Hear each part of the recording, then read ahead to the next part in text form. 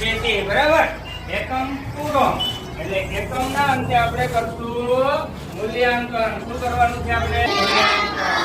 હવે મૂલ્યાંકન કઈ રીતે કરવાનું છે? આ પૃથ્વીનો ગોળો જોવાય છે? હું જે પ્રશ્ન કરું એ પ્રશ્નનો જવાબ અહીંયા આવીને તમારે મને આપવાનો છે. બરાબર? અવલોકન કરીને. ચાલો પેલા મને એમ કહો કે અક્ષાંશ કોને કહેવાય? પૃથ્વીના ગોળો.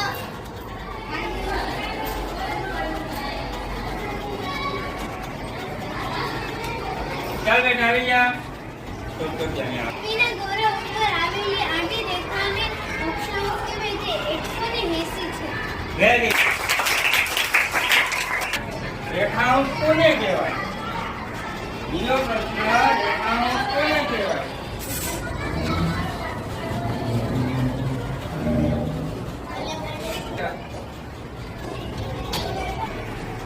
પૃથ્વીના ગોળા ઉપર આવેલી ઊભી રેખાને રેખાંશ કહેવાય. તે 360 છે.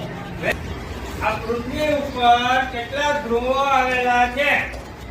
ચાલો પૃથ્વી ઉપર આપણે કેટલા ધ્રુવો આવેલા છે? ચાલ બે કેટલા ધ્રુવો આવેલા છે? પૃથ્વીના ગોળા ઉપર બે ધ્રુવ છે. ઉપરની સાઈડ ઉત્તર ધ્રુવ, નીચેની સાઈડ દક્ષિણ. Very good. જે પૃથ્વી ઉપર કેટલા વૃત્તો આવેલા છે?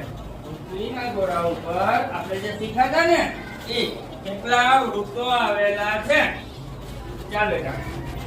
પૃથ્વીના ગોળા ઉપર 3 વૃત્ત આવેલા છે. વચ્ચેથી વિશ્વવૃત્ત તે 0 ઉપર આવેલું છે. તેની ઉપર કર્કવૃત્ત તે 23.5 ઉપર આવેલું છે. તેની નીચે મકરવૃત્ત તે 23.5 ઉપર આવેલું છે. આ પૃથ્વીનો ગોળો છે બરાબર. આના ઉપર આ દેખાય બીજો કલર વાદળી કલર બરાબર. તો આ વાદળી કલર શું આવેલું હશે? આ ઉપર જે વાદળી કલર જોવાય તે વાદળી કલર શું આવેલું છે?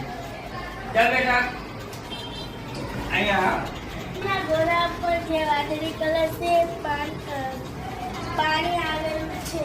ખારું પાણી તો ખારું પાણી કેટલા ટકા છે? 97%. તો મીઠા પાણી કેટલા ટકા છે? 3%. વેરી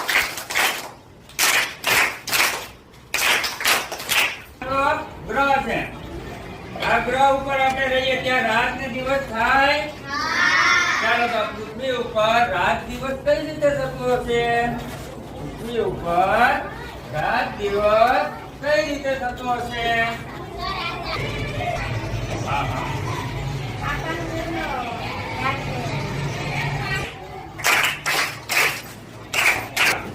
આ પૃથ્વી ઉપર રાત દિવસ થાય બરાબર.